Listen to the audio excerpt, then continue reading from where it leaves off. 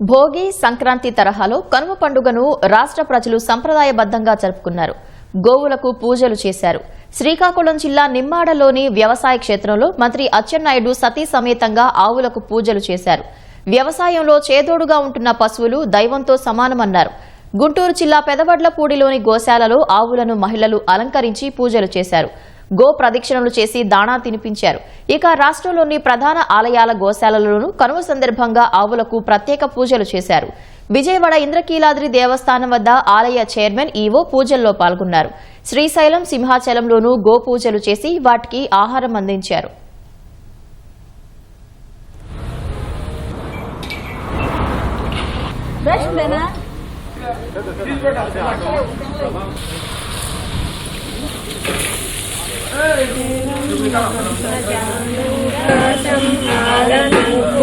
Krishna sound music